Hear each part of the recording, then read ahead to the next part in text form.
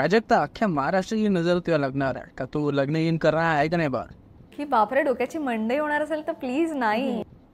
Mental peace is at priority right now काय whole my life it will बी.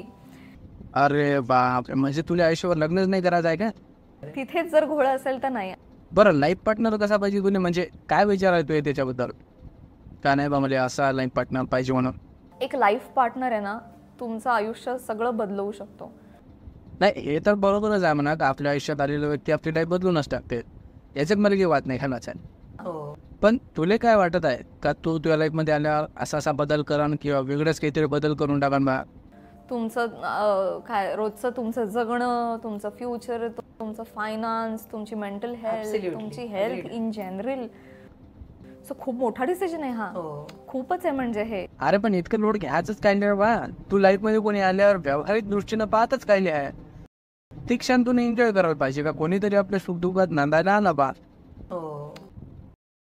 कसं आहे, व्यावहारिक दृष्टिकोन जर आमच्या मायबापांना ठेवला असता तर आम्ही जन्मालेच नसतो आलो.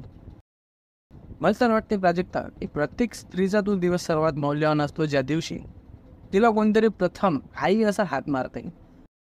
आणि तो क्षण तिच्याशिवाय माझ्या विचारानं कोणीच एक्सप्लेन नाही करू शकत. Never can explain any one एका स्त्रीशिवाय. म्हणून त्यात रिस्क आहे, हेच काय या भानगडीत पडूच नको. तू नाही का आता लग्नाचा विषय हातात घे सरळ. खूपच आहे म्हणजे हे. काही मुली अशा असतात की ज्यांना खूप एक physical need, emotional, mental, financial, social need असते. त्यांच्यासाठी खूप सोपं आहे. प्राजक्ता, तू विषयावरून अटकत जागे. कसं आहे का, नीड आहे म्हणून लग्न केलं जात नाही हे आधी तू लक्षात घे एकदाच. बहीण, मला बी इथं शुद्ध मराठी घासा लागत आहे तू यासाठी. आणि लग्न करणं कोणासाठी सोपं नसतं, पण लग्नानंतर आयुष्यात सगळ्या गोष्टी सोप्या व्हायला लागतात त्यासोबतच्या व्यक्तीमुळे. बरं, मग तो नवरा असो का बायको असो.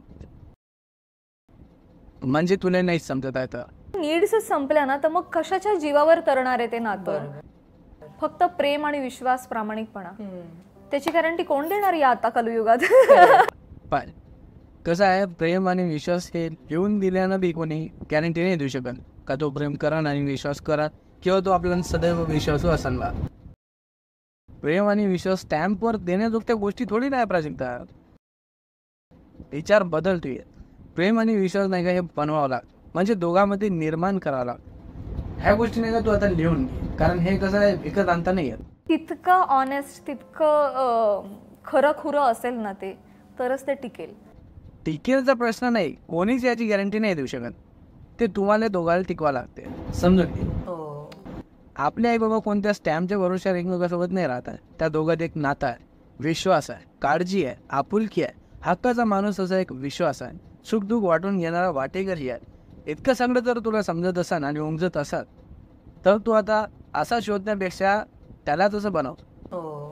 आणि या स्त्रियांची जबाबदारीचाच एक भाग आहे मला असं वाटते की वाया जाणाऱ्या नवऱ्याने बी जागेवर आणणं. आता हे आईला मी समजावते, इंडिपेंडेंट आहेत असं मी म्हणेन.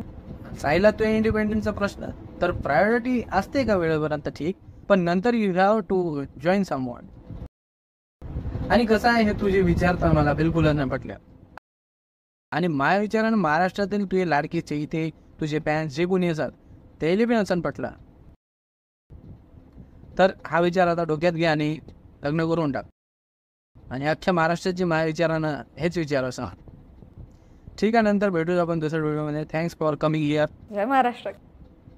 तर मित्रांनो, अशाच फॅन्स लोकांना आपण इथे घेऊन येणार आहोत आपल्या घरी, आणि त्याचे जे प्रश्न आहे किंवा त्याच्या ज्या गोष्टी आहेत आणि त्याच्यासोबत जनतेचं काय मेळ आहे, म्हणजे जनतेने त्या गोष्टी पटते का नाही बा, जनतेचे त्याच्याबद्दल काय विचार आहे किंवा त्याचे जे विचार आहे ते जनतेच्या विचारासोबत मॅच करत आहे का, हे आपण सगळे प्रश्न इथं पाऊस म्हणजे सगळं समजतेच. कमेंट्स लोक करतात त्याच्या व्हिडिओवर का नाही प्राजक्ता असं तसं किंवा कोणताही सेलिब्रिटी, तर आपण त्याचे जे विचार आहे ते इथं घेऊन येत जाऊ.